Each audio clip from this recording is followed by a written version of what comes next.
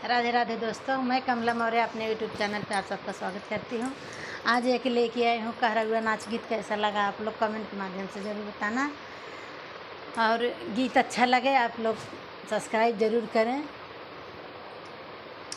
माँ जत रहली माए सोने के बटुलिया की तनवा मारैना हो की तनवा मारैना, ओही लोहरा कै छोकरवा की तनवा मारैना, ओही लोहरा कै छोकरवा की तनवा मारैना।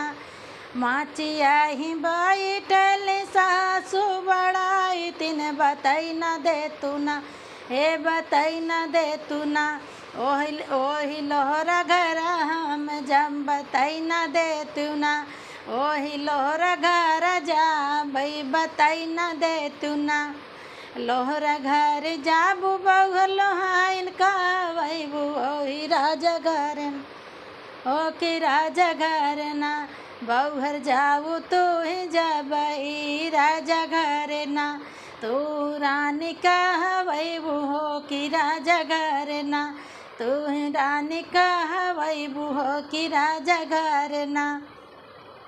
माँ जत रहली माए सोने के बटुलिया की तनवा मारैना हो कि तनवा मारैना, ओही कोहरा कै बेटाउआ की तनवा मारैना, ओही कोहरा कै छोकरवा की तनवा मारैना।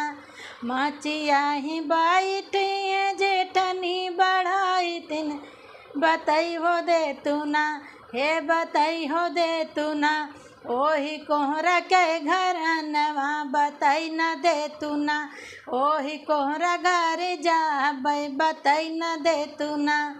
जाऊ तू ही छोटी कोहरा घर जाबू, जाऊ तू ही छोटी कोहरवा घर जाबू, को आई कहबू कि राजा घर मना हो कि राजा घर मना, अरे जाऊ मोरी रानिया राजा घर मना, अरे जाऊ मोरी बहू हरी राजा घर मना, तू रानी कहबू ही राजा घर मना, तू रानी कहबू ही राजा घर मना।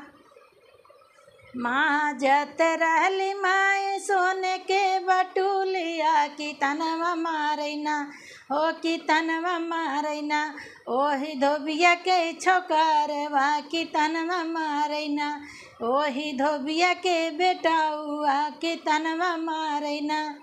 माचिया ही बैठी है ननदी बड़ाई तिन बताई हो दे तू ना, हे बताई हो दे तू ना, हमें धोबिया घर जा भई बताई हो दे तू ना, हमें धोबिया घर जा भई बताई हो दे तू ना।